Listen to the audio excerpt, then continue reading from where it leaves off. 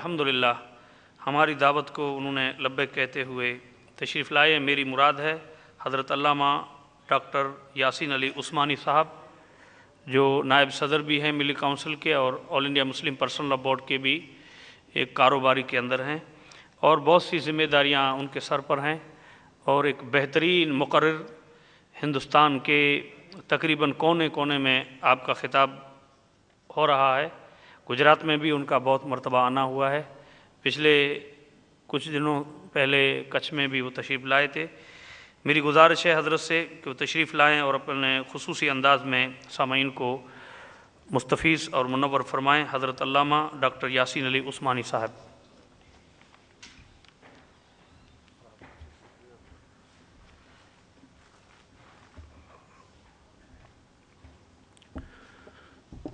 السلام علیکم ورحمۃ اللہ۔ الحمد للہ رب العالمین، والصلاة والسلام علی سید المرسلین وعلی آلہ الطیبین واصحابہ المطہرین۔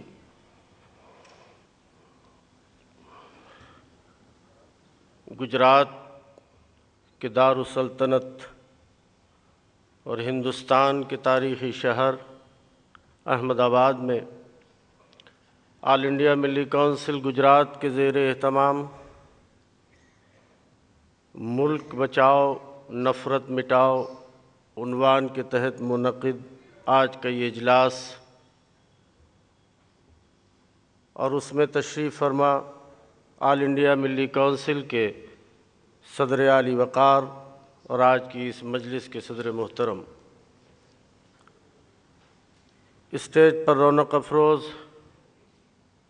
مختلف مکاتب فکر کے نمائندگان، علماء اکرام و تنظیموں کے نمائندگان، سامنے تشریف فرما ملت کے محترم بزرگوں، نوجوان دوستوں،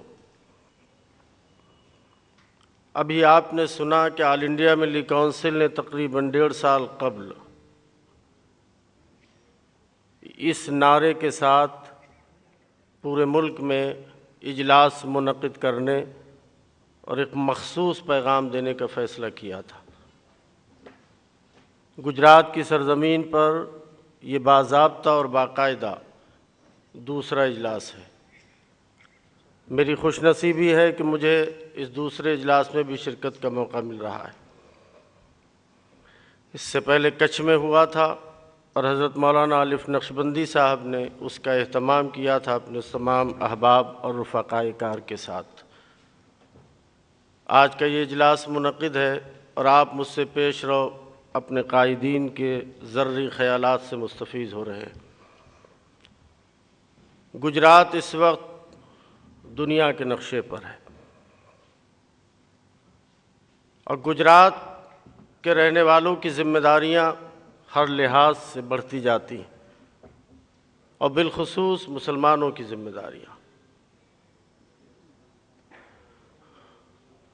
شاید ہمارے بزرگوں کو یہ اندازہ بھی نہیں ہوگا کہ آزادی کے 60 سال کے بعد ایک ایسا موقع بھی آئے گا کہ جب اس ملک کو اپنے خون سے آزاد کرانے کے بعد اس کی تیسری نسل یہ نعرہ دے کر میدان میں آئے گی کہ نفرت مٹاؤ اور ملک بچاؤ۔ یہ حالات کی ستم ظریفی ہے کہ یہ نعرہ اقلیت کو دینا پڑ رہا ہے، یہ پیغام اقلیتوں کو دینا پڑ رہا ہے، ہم لوگوں کو دینا پڑ رہا ہے جنہیں 60 سال میں کمزور اور مظلوم بنا کر کے رکھ دیا گیا۔ یہ ملک کیسے ترقی کرے گا؟ ہمیں نظر انداز کیا، ہمیں کیا نظر انداز کیا؟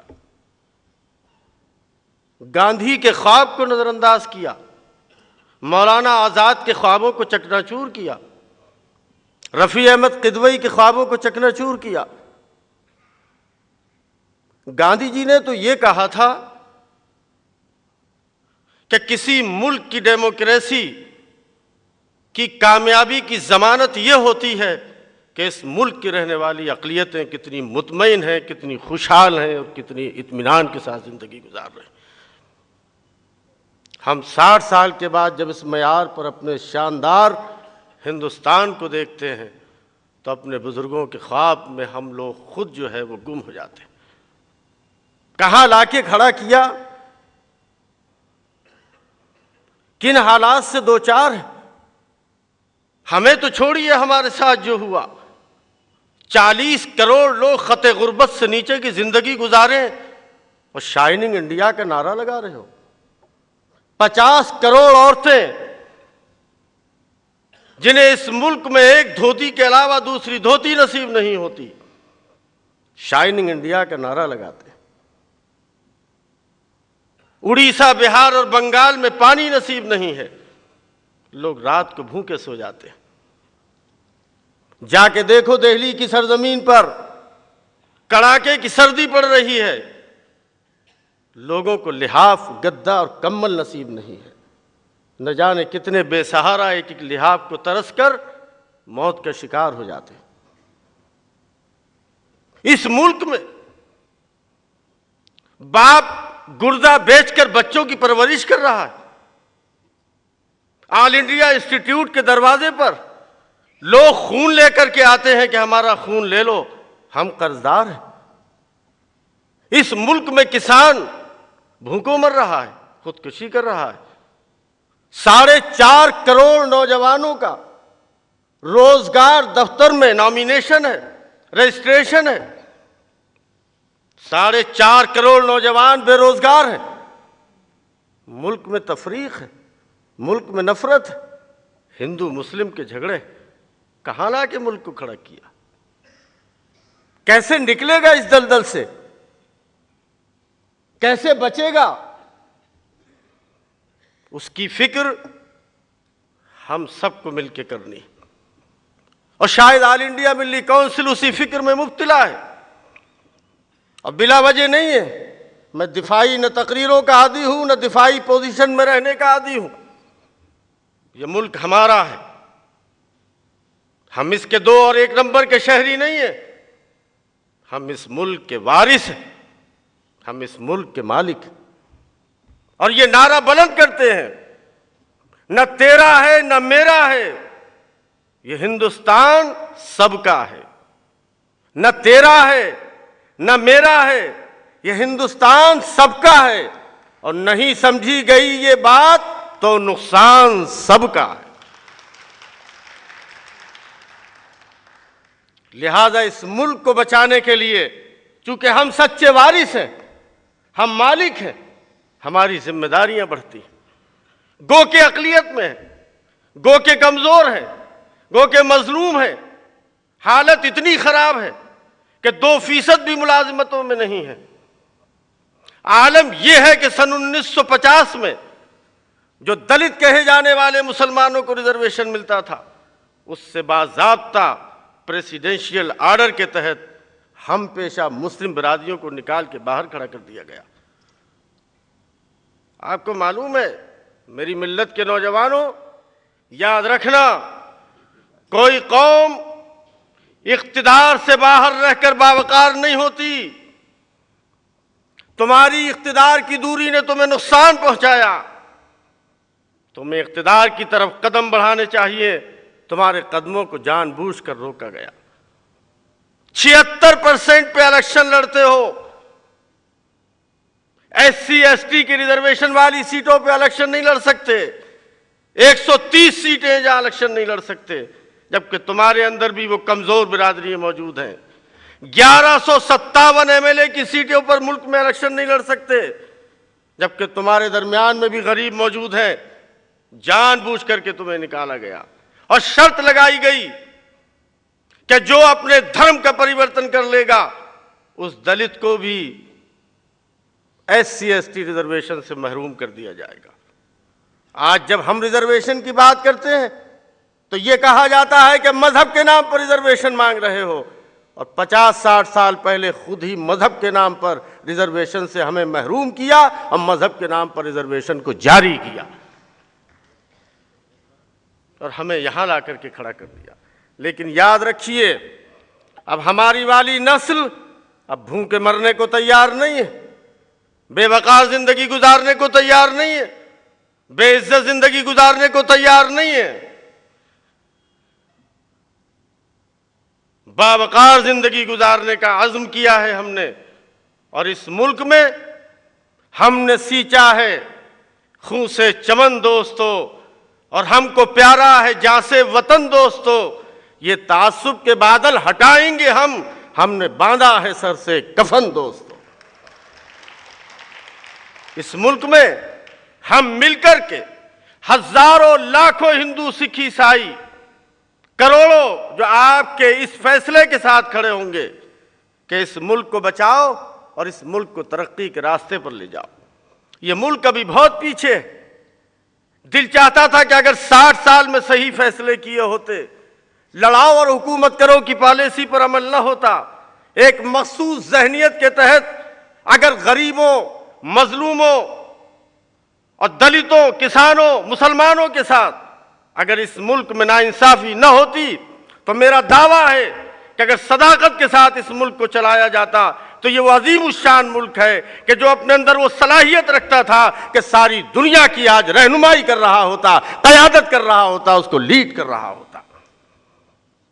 لیکن جان بوجھ کر بتاؤ 15% مائنورٹیز، کہ دنیا کے کسی نقشے کا کوئی ملک 15% لوگوں کو غریب رکھ کر، جاہل رکھ کر، بے روزگار رکھ کر، مظلوم بنا کر، کمزور بنا کر ترقی کے خواب دیکھ سکتا ہے؟ اس کے خواب شرمندہ تعبیر ہو سکتے ہیں؟ نہیں ہو سکتے۔ وہ جبھی شرمندہ تعبیر ہوگا وہ خواب جب اس ملک کے بچے کو روٹی ملے، کپڑا ملے، مکان ملے، عزت ملے، برابری ملے اور انصاف ملے، جبھی وہ خواب شرمندہ تعبیر ہو سکتا ہے، اس سے پہلے نہیں ہو سکتا۔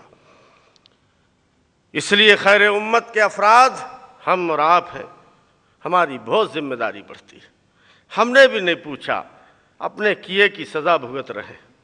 حضرت مولانا خلجی صاحب بہت اچھی تقریر فرما رہے تھے، صحیح سمت میں آپ کو لے جا رہے تھے۔ آپ نے بھی نہیں پوچھا کہ وہ مومن نہیں ہو سکتا، وہ مسلمان نہیں ہو سکتا۔ کس نے فرمایا؟ نبی آخر الزمان نے فرمایا، اللہ کے رسول نے فرمایا، حضور پاک صلی اللہ علیہ وسلم نے فرمایا۔ پوچھا کہ یا رسول اللہ کون؟ کہا جس کا پڑوسی بھوکا سو جائے۔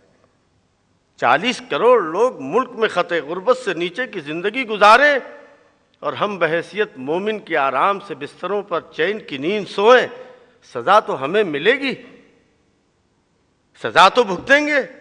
لیڈ تو ہمیں کرنے کے لیے اللہ نے بھیجا تھا، قیادت کرنے کے لیے ہمیں بھیجا تھا، سیادت کا صحرا ہمارے سر پہ سجنا تھا، لیکن جب ہم نے اس قابل اپنے آپ کو نہ رکھا تو ہم سے بھی سب کچھ چھن گیا۔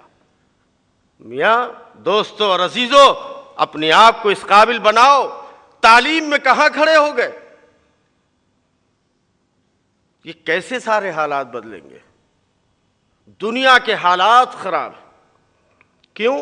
مان لو اس بات کو کہ دنیا انسانیت کے قافلے اور کارواں کی رہنمائی کے لیے خیر امت کے فرد کی حیثیت سے تمہیں بھیجا گیا تھا۔ تم اپنا راستہ بھٹکے جس کی وجہ سے انسانیت کا قافلہ راہ بھٹک گیا۔ اس کو مان لو۔ تیرے کردار سے ہے تیرا پریشاں ہونا، ورنہ مشکل نہیں مشکل تیری آساں ہونا۔ سارے عالم کو ضرورت ہو تیری اے مسلم، تو سمجھ جائے اگر اپنا مسلمان ہونا۔ تمہاری تو سارے عالم کو ضرورت ہو۔ یہ الزام، یہ بھیانک الزام کہ مسلمان ٹیررسٹ ہو گیا، اس قوم پر الزام جو نبی کے اس فرمان کو سینے سے لگاتا ہو، جس نے یہ ارشاد فرما دیا ہو کہ یتیم کے سر پر ہاتھ پھیر دینے سے اللہ رب کریم اس کے سروں کے بالوں کی برابر نیکیاں عطا کر دیتا ہے۔ وہ کیا انسانوں کے بچوں کو یتیم کرے گی وہ قوم؟ لیکن یہ الزام بھی لگا۔ کیوں لگیں گے؟ نشیب و فراز آئیں گے، سازگار ناسازگار حالات ہوں گے، عقل مند قومیں، ہوش مند قومیں، دور اندیش قومیں، عزائم رکھنے والی قومیں ان حالات کا مقابلہ کر کے حکمت کے ساتھ منزل کی طرف کو بڑھ جاتی ہیں۔ ضرورت حکمت کی ہے، ہوش مندی کی ہے، عقل مندی کی ہے، اور اللہ تبارک و تعالیٰ نے اس ملک میں آپ کو عطا کیا ہے وہ ایک طاقت۔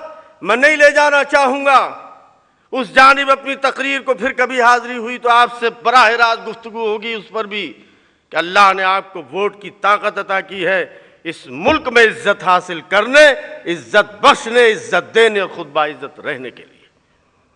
اس کا استعمال بھی پچھلے 60 سالوں میں جس طرح ہوا وہ ہوا۔ عزیزوں اور دوستو، میں نے کہا تھا کہ گجرات پورے دنیا کے نقشے پر ہے اور تمام دنیا کا فوکس رہتا ہے۔ آپ کی ذمہ داری بڑھتی ہے، آپ بہت حوصلے کے لوگ ہو، بہت عزم کے لوگ ہو۔ میں بڑا ذکر کرتا ہوں آپ کا۔ ایک بدنصیب حادثہ ہوا تھا، میں 4 مرتبہ آیا گجرات، آپ کا ذکر میں پورے ملک میں کرتا ہوں۔ کتنے لوگ تھے جو سامنے آئے، تاریخ میں ایسا ہوتا ہے، گزرا ایک واقعہ، لیکن خدا کی قسم آپ نے بھی اس وطن کی مٹی سے اس محبت کا اظہار کیا کہ گھر جلا یا بچا، ڈھیر تھا یا مسمار تھا، بنیاد پھر مکان کی وہیں رکھی، جھوپڑی وہیں ڈالی جہاں کے وطن سے محبت کے تقاضے کی بنیاد پہ ڈالنی چاہیے تھی۔ 100 بار مبارک ہو آپ کو۔ اس کے بعد ہم وطن کی محبت کے تذکرے کریں۔ جھوٹوں نے سامنے لا کے کھڑا کر دیا کہ وطن کی محبت کا سرٹیفکیٹ دو، اس پر کوئی گفتگو نہیں ہونی چاہیے۔ آئے گا وقت جب ہم مانگیں گے کہ سرٹیفکیٹ دو۔ برباد کر رہے ہو اس چمنستان کو، مت کرو اسے برباد، سب آباد رہیں۔ یہ خواجہ غریب نواز کا ملک، یہ محبوب الہی کا ہندوستان، یہ رام چندر جی کی دھرتی، یہ عظیم الشان بزرگوں کا شاندار ملک ترقی کے راستے پر پڑھے، اور سب مل کے کہو ایک شجر ایسا محبت کا لگایا جائے جس کا ہم سائے کے آنگن میں بھی سایہ جائے۔ اب بڑھو اور کہو، صرف مولانا رضوان قاسمی صاحب نہیں، عبدالوہاب خلجی صاحب نہیں، عبداللہ مغیثی صاحب کی سرپرستی میں یاسین عثمانی نہیں، ہمارے سامنے بہت سے لوگ بیٹھے ہیں، یہ نہیں، آپ دماغ ہو ملت کا۔ صحیح کہا کہ اس مجمع میں کون بیٹھا ہے؟ عوام الناس نہیں ہے، یہ ملت کے اولو العزم لوگ ہیں۔ آپ کو اللہ نے سمجھنے اور فیصلے کرنے کا تمیز عطا کیا ہے صحیح اور غلط کے درمیان میں، اس لیے آگے بڑھ کے کہو کہ ہم جو چراغ جلا رہے ہیں اس چراغ سے چراغ جلے۔ بدایوں بہت ادبی شہر ہے، علماء کی بستی ہے، روحانی شہر ہے جہاں سے میرا تعلق ہے۔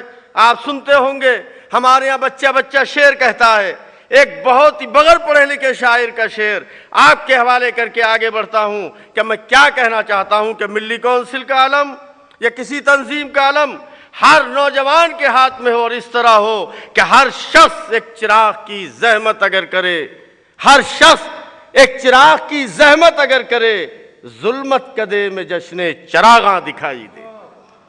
آپ چراغ تو جلاؤ اپنے ہاتھوں پر، آپ نکل کے تو آؤ، آپ محنت تو کرو، آپ کی ذمہ داری بڑھتی ہے۔ غفلت کی نیند سے اٹھو، اس ملک کے ذرے ذرے میں تمہارے باپ دادا کے خون کے قطرات شامل ہیں، اسے سمجھو، اسے صحیح سمت میں لے جانے کی کوشش کرو، اور یاد رکھو زندہ رہے تو بات ہوگی کہ یہ قافلہ جو ملی کونسل کا بیٹھا ہے یا علماء کا اور قائدین کا اس سمت میں بڑھ رہا ہے کہ 4th کلاس سے لے کر پارلیمنٹ تک اس ملک میں نمائندگی انشاءاللہ تعالی آنے والے وقت میں ہماری طے ہوگی، اور سب باعزت زندگی سب کے ساتھ گزاریں۔ اسی خاک سے، اسی زمین سے ابھرتے چلو، بڑھو دلیرو، اندھیروں سے جنگ کرتے چلو، سسکتی رات کا سانچہ پگھلنے والا ہے اور سحر قریب ہے، سورج نکلنے والا ہے۔ پریشان مت ہو، گھبراؤ مت، فکر کرو، اچھی فکر کرو، سب کی فکر کرو، ملک کی فکر کرو، انسانیت کی فکر کرو، لڑو مت آپس میں، بڑا اختلاف ہے۔ میرے عزیزوں، متحد رہو، متحد ہوگے تو کہلاؤ گے مومن غازی، اور منتشر ہوگے تو قسطوں میں صفایا ہوگا۔ یاد رکھنا میری بات کو۔ اور ٹھیک ہے، جماعتوں کے اختلاف، مسلکوں کے اختلاف، مکاتب فکر کے اختلاف بہت ہیں، ہمیشہ سے ہیں، ہمیشہ رہیں گے۔ کوئی دعویٰ نہیں کر سکتا کہ یہ کل ختم ہو جائیں گے، لیکن میں مبارکباد دیتا ہوں کہ اس ملک میں جب جب کوئی کامن ایشو آیا، چاہے اسلام کا ہو، چاہے انسانیت کا ہو، چاہے مسجدوں کے تحفظ کا ہو، چاہے ملک کی بقا کا اور تحفظ کا ہو، آپ سب نے مل کر بغیر کسی اختلاف اور مکتبہ فکر کے اختلاف کے ایک جگہ جمع ہو کر کلمہ پڑھنے والے مسلمان کی حیثیت سے نعرہ بلند کیا، اور آپ نے ان حالات کا مقابلہ کر کے آگے بڑھنے کی کوشش کی۔ اختلاف ہوتے رہتے رہیں گے، لیکن کامن ایشوز، تعلیم، ترقی، بھوکمری، بے روزگاری، نفرتیں، انسانیت کا پیغام، یہ سب کے کامن ایشو، اس سب پر سب کو کام کرنا چاہیے۔ اسی فکر کو لے کر ہم لوگ آتے ہیں، اسی فکر کو لے کے ہم لوگ حاضر ہوتے ہیں آپ کی خدمت میں، اور اس پہ جمے رہیے۔ یہی راستہ ہے جو آپ کو منزل تک انشاءاللہ لے جائے گا۔ ہم نے تو کبھی نفرتیں پھیلائی ہی نہیں۔ ہم نے کہاں پھیلائی نفرتیں؟ نفرتیں صرف وہ پھیلاتے ہیں جو بے ایمانی سے اقتدار پہ قبضے کرتے ہیں۔ ہمیں تو اقتدار کے قریب بھی جانے کا موقع نہیں ملا، ہم کائے کو نفرتیں پھیلاتے؟ جو انسانوں کی لاشوں پر اپنے اقتدار کی دیواریں کھڑی کرتے، اپنے محل بناتے، تاریخ بھولے گی نہیں۔ قاتل کا نام نہیں بدلتا، ظالم کا نام نہیں بدلتا۔ بچہ یتیم کسی کا ہو یتیم کہلاتا ہے، ظالم کوئی ہو ظالم کہلاتا ہے، قاتل کوئی ہو قاتل کہلاتا ہے۔ انسانوں سے لڑائی نہیں، فکر سے لڑائی ہوتی ہے، نظریات سے لڑائی ہوتی ہے، تخیلات سے جھگڑے ہوتے ہیں، آئیڈیالوجی سے اختلاف ہوتا ہے۔ آئیڈیالوجی لوگ خراب متعین کرتے ہیں، غلط نظریہ قائم کرتے ہیں، جس کی وجہ سے حالات میں تبدیلی آتی۔ اسی نئے انقلاب کی طرف بڑھو، اور یاد رکھنا، میں آپ سے کہتا ہوں بحیثیت مومن کے کہ مت اس سے گھبرایا کرو کہ سب تمہارے مقابلے پر ہیں، سب تمہیں برا کہتے ہیں، سب تم سے جھگڑا کرتے ہیں، سب تم پر الزام لگاتے ہیں۔ یاد رکھو، میں وہ مومن مسلمان ہوں، میں جانتا ہوں کہ دنیا کا کوئی بھی غلط آدمی اور کوئی بھی باطل پرست اسی سے لڑے گا جو حق پرست ہوگا۔ تم حق پرستوں کا گروہ ہو، اس لیے سارے باطل پرستوں کا جھگڑا تم سے ہے دنیا میں۔ اس سے کیوں پریشان ہوتے ہو؟ اس سے مت پریشان ہوا کرو۔ سچے مومن، اچھے مسلمان، اچھا انسان ہوتا ہے، اسے بن کر اپنی زندگی جیو اور سب کی فکر کرو۔ یہ شاندار ملک بربادی سے بچ جائے، اچھے راستے پر جائے، یہیں زندہ رہنا ہے، یہیں لوگوں کو عزت دینی ہے۔ قیام عدل و انصاف، قیام امن، قیام سلامتی، یہ اسلام کے ماننے والے جتنے شاندار طریقے پر دنیا کے سامنے پیش کر سکتے ہیں، میرے خیال سے اگر اس طرح ہم پیش کر دیں تو دنیا ہمارے دامن سے چپٹ جائے گی۔ آپ بتاؤ، ہے کوئی عورتوں کا پوچھنے والا؟ بتاؤ آپ۔ میں نے کہا 33% کا ریزرویشن۔ کائے کا ریزرویشن؟ کیسا ریزرویشن؟ 3 عورتیں سب سے ہندوستان کے اعلیٰ عہدوں پر، کہ ہم عورتوں کے سب سے بڑے خیر خواہ۔ واہ! میں کہتا ہوں آپ سے، آؤ سب مل کر محنت کرو۔ اس ملک میں آج بھی دور جاہلیت لوٹ کے آ گیا ہے۔ ہزاروں لاکھوں لڑکیوں کو ماں کے پیٹ کے اندر ذبح کیا جا رہا ہے، قتل کیا جا رہا ہے۔ معاشرہ مغرب کی طرح غلط راستے پہ چلا گیا ہے۔ مسلمانوں اٹھو اور لوگوں کو جگاؤ کہ عورتوں کے ساتھ کہاں ظلم ہو رہا ہے، کہاں عورتوں کے ساتھ زیادتی ہو رہی ہے، کہاں عورتوں کو عورت سمجھ کے عزت نہیں دی جا رہی ہے۔ میرے عزیزوں اور دوستو، یہ حالات ہیں۔ لمبی چوڑی تقریر کا وقت نہیں ہے۔ آپ سے میں عرض کرنا چاہوں گا کہ ہمیں اور آپ کو نہایت محبت کے ساتھ، مجھے خوشی ہوئی، ابھی سوامی جی معقول تقریر کر رہے تھے، کاش کہ وہ بھی وقت آئے کہ ہمارے اسٹیجوں پر کثرت کے ساتھ یہ لوگ موجود ہوں، ہمارے محفل میں بڑی تعداد میں موجود ہوں، ہمارے نظریات کو سنیں، ہمارے خیالات کو سنیں، اور اس کے برخلاف یہ بھی وقت آئے کہ ان کی محفل سجی ہو اور ہم اپنی بات کہہ رہے ہیں۔ وہ بھی وقت آئے، وہ بھی حالات پیدا ہو، وہ بھی صورتحال پیدا ہو کہ ہم اپنی بات کہیں، ہمارا پیغام جائے، ہمیں لوگ سمجھیں۔ داڑھی ٹوپی سے جو نفرت پیدا کی جا رہی ہے، جب ایئرپورٹ پہ جاؤ کہ ٹوپی اتاریے، جب ایئرپورٹ پہ جاؤ کہ شیروانی دکھائیے، یہاں لا کے کھڑا کر رہے ہو۔ میرے عزیز و دوستو، اس لیے اس ملک کو صحیح راستے پر اور صحیح دشا میں لے جانے کے لیے آپ دیکھ رہے ہو کیا حال ہے۔ جس ملک میں رشوت کا نام کمیشن ہو جائے، سود کا نام انٹرسٹ ہو جائے، گھوس خوری کا نام چائے پانی ہو جائے، حلال کی کمائی کے اوپر کی آمدنی نہیں ہوتی، وہ اوپر کی آمدنی ہو جائے، کیا عالم ہے۔ ان ساری برائیوں سے کون لڑے گا؟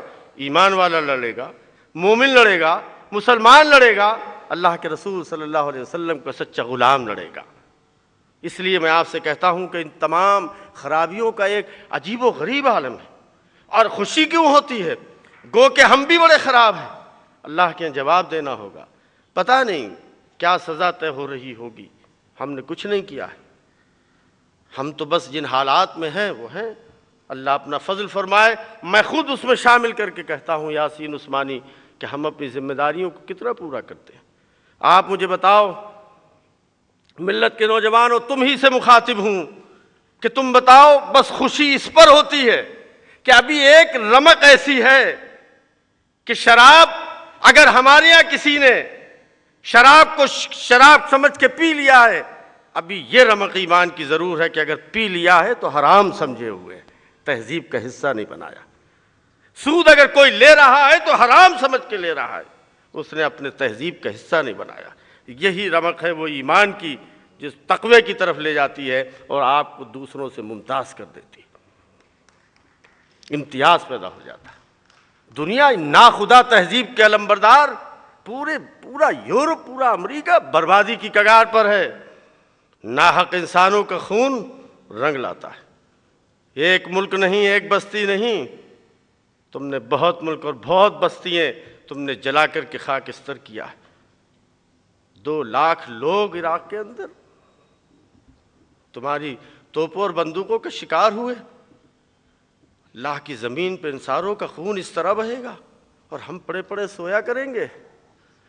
اس لیے عزیزوں اور دوستو، انسانوں کی جانیں محفوظ رہیں، انسان امن کے ساتھ رہے، انسان محبت کے ساتھ رہے، پیار کی چراغ جلائیں، اور صرف یہ بات لے کر اٹھیں، جہالت کو ختم کریں گے، تعصب کو ختم کریں گے، فرقہ پرستی کو ختم کریں گے، نفرتوں کو مٹائیں گے، اس ملک کو بنائیں گے، اور اس ملک کے سچے اور اچھے مسلمان اور شہری ہونے کا حق ادا کریں گے، تاکہ انسانیت اور ملک کی سچی خدمت ہو سکے۔ وآخر دعوانا